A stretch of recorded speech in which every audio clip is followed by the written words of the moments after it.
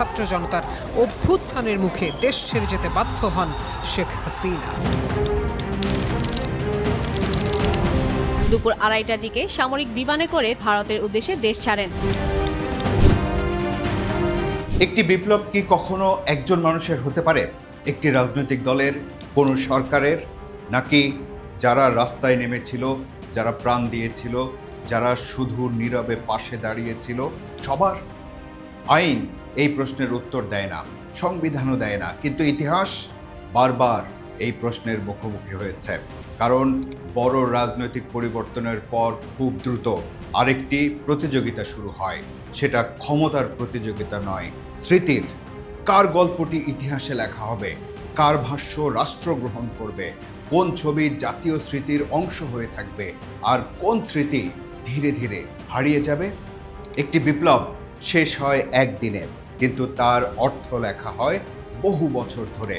সেই কারণেই বিপ্লবের পরের সবচেয়ে গুরুত্বপূর্ণ লড়াই অনেক সময় রাজপথে হয় না, হয় মানুষের স্মৃতিতে, রাষ্ট্রের নথিতে, রাজনীতির ভাষায় আর ইতিহাসের পাতায়। প্রেক্ষাপটে আপনাদের স্বাগত জানাচ্ছি আমি মঞ্জুরুল করিম।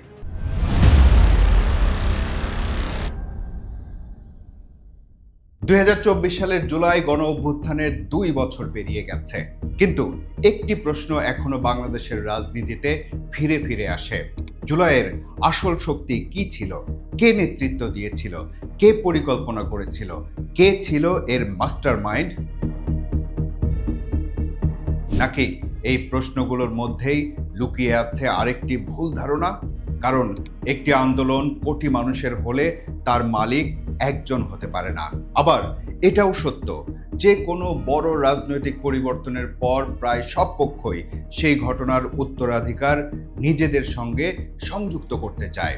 কারণ একটি বিপ্লবের উত্তরাধিকার মানে শুধু অতীতের গৌরব নয়, এটি ভবিষ্যতের রাজনৈতিক বৈধতাও। তাই আজ আমরা খুঁজব না কে ঠিক আর কে ভুল, আমরা খুঁজব আরও একটি বড় প্রশ্নের উত্তর। একটি জাতি তার অন্যতম বড় রাজনৈতিক ঘটনাকে কিভাবে মনে রাখে? ইতিহাস কি শুধু ঘটনাগুলোর তালিকা, নাকি ইতিহাস আসলে সেই গল্প যা নিয়ে একটি জাতি দীর্ঘদিন ধরে বিতর্ক করে? আমরা জানতে চাই কেন পৃথিবীর প্রায় প্রতিটি বড় বিপ্লবের পরে শুরু হয় আরেকটি অদৃশ্য লড়াই, ইতিহাসের জন্য, স্মৃতির জন্য, উত্তরাধিকারের জন্য। কারণ একটি বিপ্লবের আসল গল্প অনেক সময় শুরুই হয় বিপ্লব শেষ হওয়ার পর। একটা বিষয় খেয়াল করে দেখুন, কোনো আন্দোলন চলাকালে মানুষ সাধারণত একটি লক্ষ্য নিয়েই ব্যস্ত থাকে। কিভাবে পরিবর্তন আনা যায়, কিভাবে অন্যদের সঙ্গে যুক্ত হওয়া যায়, কিভাবে আন্দোলনকে সফল করা যায়। কিন্তু যে মুহূর্তে আন্দোলন সফল হয়, প্রশ্নগুলো বদলে যায়। তখন আর মানুষ শুধু জানতে চায় না কি ঘটেছিল, তখন জানতে চায় কার কারণে ঘটেছিল, কে নেতৃত্ব দিয়েছিল, কে সবচেয়ে বড় ভূমিকা রেখেছিল, আর শেষ পর্যন্ত এই আন্দোলনের উত্তরাধিকার কার। এটা কি অস্বাভাবিক? একদমই নয়, বরং ইতিহাস বলছে এটাই স্বাভাবিক। কারণ একটা বিপ্লবের অন্তত দুটি জীবন থাকে। প্রথম জীবনটি আমরা দেখি রাস্তায়, যেখানে থাকে মিছিল, সংঘর্ষ, স্লোগান, ভয়, আশা, ত্যাগ। আর দ্বিতীয় জীবন শুরু হয় যেদিন রাজপথ শান্ত হয়ে যায়। কারণ তখন আর লড়াই হয় না ব্যারিকেডে, লড়াই হয় ব্যাখ্যার।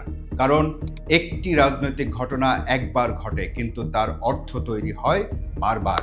দেখুন, একই ঘটনাকে দুইজন মানুষ সম্পূর্ণ ভিন্নভাবে দেখতে পারেন, এবং আশ্চর্যের বিষয় হলো দুজনের কাছেই নিজেদের ব্যাখ্যার পক্ষে কিছু না কিছু যুক্তি বা প্রমাণ থাকে।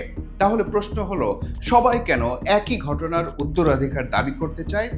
এর উত্তর শুধু আবেগ নয়, এর সঙ্গে জড়িয়ে আছে রাজনীতিক ক্ষমতা, আর সবচেয়ে বড় কথা বৈধতা। রাজনীতির ভাষায় যাকে বলা হয় লেজিটিমেসি। কোনো সরকার শুধু নির্বাচনে জিতেই বৈধতা পায় না, কোনো রাজনৈতিক দল শুধু জনপ্রিয় হলেই নৈতিক গ্রহণযোগ্যতা পায় না। প্রতিটি রাষ্ট্র, প্রতিটি রাজনৈতিক শক্তি এমন একটি গল্প বলতে চায় যেখানে মানুষ বিশ্বাস করবে যে আমরাই সেই পরিবর্তনের ধারক। এখন একটা প্রশ্ন করতে পারেন, এটা কি শুধু বাংলাদেশের গল্প? একদমই না। আপনি পৃথিবীর যে কোনো বিপ্লবের দিকেই তাকান, দেখবেন সরকার পরিবর্তনের পর খুব দ্রুত আরেকটি বিতর্ক শুরু হয়েছে। আসল উত্তরাধিকারী কে? বাংলাদেশের জুলাইকে বোঝার আগে ইতিহাসের দিকে একবার তাকাতে হবে, কারণ জুলাই প্রথম নয়। ইতিহাসে এর আগেও বহু বিপ্লব তাদের দ্বিতীয় জীবন শুরু করেছে। বিপ্লবের সময় মানুষ সাধারণত একটি লক্ষ্য নিয়ে একত্রিত হয়, কথা আগেই বলেছি। কিন্তু বিপ্লব সফল হওয়ার পর তারা সবসময় একই গল্প বলেন না, বরং তখন শুরু হয় আরেকটি প্রশ্ন: আসলে এই পরিবর্তনটি সম্ভব করলো কে? এই প্রশ্নের উত্তর খুঁজতে গিয়েই ইতিহাসে জন্ম নিয়েছে অসংখ্য বিতর্ক। 1789 সালের ফরাসি বিপ্লবের কথাই ভাবুন। আজ আমরা একে একটি ঘটনায় বলি, কিন্তু সেই সময়ের মানুষের কাছে এটি ছিল বহু মানুষের, বহু গোষ্ঠীর, বহু ধারণার সম্মিলিত বিস্ফোরণ। রাজতন্ত্রের বিরুদ্ধে সাধারণ মানুষ রাস্তায় নেমেছিল, বুদ্ধিজীবীরা নতুন রাজনৈতিক দর্শন দিয়েছিলেন, বিপ্লবীরা সংগঠিত হয়েছিলেন। পরে এলেন রোবসপিয়ের, তারপর নেপোলিয়ন। কিন্তু প্রশ্নটা আজও রয়ে গেছে, ফরাসি বিপ্লবের উত্তরাধিকার আসলে কার? যারা শুরু করেছিল, যারা নেতৃত্ব দিয়েছিল, নাকি যিনি শেষ পর্যন্ত নতুন রাষ্ট্র গড়েছিলেন? একটি বিপ্লব, কিন্তু একাধিক উত্তর। দক্ষিণ আফ্রিকার ইতিহাসেও একই চিত্র দেখা যায়। বর্ণবৈষম্যের বিরুদ্ধে লড়াইয়ের কথা উঠলেই পৃথিবী প্রথমে মনে করে নেলসন ম্যান্ডেলার নাম। কিন্তু ইতিহাসবিদরা আমাদের মনে করিয়ে দেন যে এই গল্প শুধু একজন মানুষের নয়, এটি হাজারো কর্মীর, দীর্ঘ সংগঠিত প্রতিরোধের, আন্তর্জাতিক নিষেধাজ্ঞার, অর্থনৈতিক চাপের, আর লক্ষ লক্ষ সাধারণ মানুষের। অর্থাৎ একটি প্রতীক থাকলেও পুরো ইতিহাস কখনো একজন মানুষকে ঘিরে তৈরি হয় না। এই দুই উদাহরণের মধ্যে একটি মিল আছে, কেউ বিপ্লব অস্বীকার করছে না, বিতর্ক হচ্ছে এর অর্থ নিয়ে, তার উত্তরাধিকার কার। এখানে একটা বিষয় খেয়াল করুন, আমরা বলি ইতিহাস লেখে বিজয়ীরা। কথাটা পুরোপুরি ভুলও নয়, আবার পুরোপুরি সত্যও নয়। কারণ ইতিহাস শুধু ক্ষমতাবানদের হাতে লেখা হয় না, ইতিহাস লেখা হয় রাষ্ট্রের নথিতে, গবেষকের বইয়ে, সাংবাদিকের অনুসন্ধানে, আদালতের নথিতে, ব্যক্তিগত ডায়েরিতে, ছবিতে, ভিডিওতে, এমনকি সাধারণ মানুষের স্মৃতিতেও। এই কারণেই একই ঘটনার একাধিক ইতিহাস তৈরি হতে পারে, কিন্তু সব ইতিহাস সমানভাবে টিকে থাকে না। এখন প্রশ্ন হলো, এই বৈশ্বিক প্যাটার্নের সঙ্গে বাংলাদেশের কোনো মিল আছে কি? আমরা যদি 2024 সালের জুলাইয়ের দিকে তাকাই, দেখব একই ধরনের প্রশ্ন এখানে উঠেছে। কে নেতৃত্ব দিয়েছিল? কে পরিকল্পনা করেছিল? কারা সবচেয়ে বড় ভূমিকা রেখেছিল? আর সবচেয়ে গুরুত্বপূর্ণ, জুলাইয়ের রাজনৈতিক ও নৈতিক উত্তরাধিকার বহন করার সবচেয়ে শক্তিশালী দাবি কার? এই প্রশ্নগুলোর উত্তর এক নয়, কারণ বাংলাদেশেও জুলাইকে ঘিরে একাধিক বয়ান তৈরি হয়েছে। আর সেই বয়ানগুলো বুঝতে পারলেই বোঝা যাবে কেন জুলাই শুধু একটি মাসের নাম নয়, এটি এখন একটি রাজনৈতিক স্মৃতি, একটি প্রতীক, একটি উত্তরাধিকার। 2024 সালের জুলাই শুরুটা হয়েছিল কোটা সংস্কারের দাবিতে শিক্ষার্থীদের আন্দোলন দিয়ে, কিন্তু খুব অল্প সময়ের মধ্যেই সেই আন্দোলনের পরিধি বদলে যায়। আরও বহু মানুষ যুক্ত হন, আরও দাবি যুক্ত হয়, আরও ক্ষোভ জমা হতে থাকে।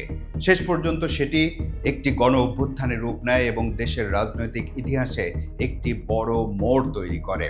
ঘটনার এই অংশ নিয়ে তুলনামূলকভাবে কম বিতর্ক আছে, কিন্তু বিতর্ক শুরু হয় তারপর থেকেই। এই পরিবর্তনের অর্থ কী এবং এর উত্তরাধিকার কার? এর উত্তরে এখন অন্তত তিনটি প্রধান বয়ান সমান্তরালভাবে দেখা যায়।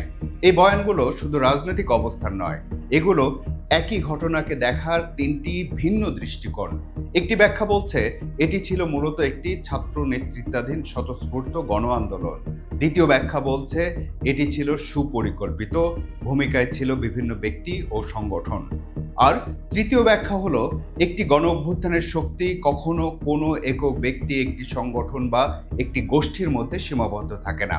এই দৃষ্টিভঙ্গিতে বলা হচ্ছে আন্দোলনের শিক্ষার্থী ছিলেন, সংগঠন ছিল, সংগঠকও ছিলেন, কিন্তু শেষ পর্যন্ত আন্দোলনটি নির্ধারণ করেছে অসংখ্য সাধারণ মানুষের অংশগ্রহণ, যারা হয়তো কখনো সংবাদ সম্মেলনে দাঁড়াননি, কখনো টেলিভিশনের পর্দায় আসেননি, কিন্তু রাজপথে ছিলেন, হাসপাতালে ছিলেন, পরিবারের ভেতরে ছিলেন এবং নীরবে এই পরিবর্তনের অংশ হয়েছিলেন। প্রশ্ন হলো, এই তিনটে বয়ানের মধ্যে কোনটি সত্য? এই প্রশ্নের সহজ উত্তর নেই, কারণ ইতিহাসে অনেক সময় একাধিক স্তরের সত্য পাশাপাশি থাকে। এই বিতর্ক হয়তো আরো বহু বছর চলবে। তারপর কি হয়েছে দেখুন। অন্তর্বর্তী সরকার জুলাইকে রাষ্ট্রীয় স্বীকৃতির বিভিন্ন উদ্যোগের মাধ্যমে জাতীয় স্মৃতির অংশ করার চেষ্টা করে। পরে নির্বাচনের মাধ্যমে ক্ষমতায় আসা সরকারও জুলাইয়ের চেতনা সমুন্নত রাখার প্রতিজ্ঞা করেছে। অন্যদিকে জুলাই পরবর্তী সময়ে গড়ে ওঠা নতুন রাজনৈতিক শক্তিগুলো জুলাইকে নিজেদের রাজনৈতিক পরিচয়ের কেন্দ্রীয় ভিত্তি হিসেবে তুলে ধরছে। খেয়াল করে দেখুন, এখানে সবাই একই ঘটনার কথা বলছে, কিন্তু সবাই একই গল্প বলছে না। এই বিতর্কের কেন্দ্রে শুধু অতীত নেই, আছে ভবিষ্যৎও। কারণ যে রাজনৈতিক শক্তি বলতে পারে আমরা জুলাইয়ের উত্তরাধিকার বহন করছি, সে শুধু একটি ঐতিহাসিক দাবি করছে না, সে একই সঙ্গে একটি নৈতিক দাবিও করছে। যেন বলতে চাইছে ভবিষ্যৎ রাষ্ট্র গঠনের নৈতিক ভিত্তি আমাদের কাছে বেশি বৈধ। এই কারণেই জুলাইকে ঘিরে বিতর্ক শুধু ইতিহাসের বিতর্ক নয়, এটি রাজনৈতিক বৈধতার বিতর্ক। আবার এখানে 2024 সালের জুলাই একটি নতুন বাস্তবতাও তৈরি করেছে। ফরাসি বিপ্লবের সময় মানুষের হাতে মোবাইল ফোন ছিল না। দক্ষিণ আফ্রিকার সংগ্রামের প্রতিটি মুহূর্ত লাইভ সম্প্রচার হয়নি। কিন্তু 2024 সালের বাংলাদেশে প্রায় প্রতিটি মুহূর্তের অসংখ্য ডিজিটাল সাক্ষী তৈরি হয়েছে। আর সেখান থেকেই জন্ম নিচ্ছে আরেকটি বড় প্রশ্ন, ডিজিটাল যুগে ইতিহাস কে লেখে? ভাবুন, 1971 সালের মুক্তিযুদ্ধের অসংখ্য মুহূর্ত আমাদের কাছে নেই। অনেক ঘটনা আমরা জানি প্রত্যক্ষদর্শীর স্মৃতিতে, ডায়েরিতে, ছবিতে, সরকারি নথিতে। একইভাবে 90-এর গণ অভ্যুত্থানেরও অধিকাংশ মুহূর্ত ইতিহাসে বেঁচে আছে সংবাদপত্রে, টেলিভিশনের সীমিত ফুটেজে এবং মানুষের স্মৃতিতে। কিন্তু 2024 সালের জুলাই ছিল ভিন্ন। যেখানে ঘটনা সেখানেই ছিল ক্যামেরা। প্রতিটি ঘটনারই আছে একাধিক ভিডিও। কেউ ফেসবুক লাইভ করছিলেন, কেউ মোবাইলে ধারণ করছিলেন, কেউ ড্রোন উড়িয়েছিলেন। এর মানে কি? এর মানে এই নয় সব ভিডিওই সত্য, বরং তার উল্টোটাও হতে পারে। ডিজিটাল যুগে তথ্য যেমন বেড়েছে, তেমনি বেড়েছে বিভ্রান্তির সম্ভাবনাও। একটি ভিডিও প্রসঙ্গ ছাড়া ছড়িয়ে পড়তে পারে, একটি ছবি ভুল সময়ের বলে প্রচার হতে পারে, একটি বক্তব্য সম্পাদনা করে নতুন অর্থ তৈরি করা যেতে পারে। অর্থাৎ প্রমাণের সংখ্যাও বেড়েছে, কিন্তু সত্য যাচাইয়ের দায়ও বেড়েছে।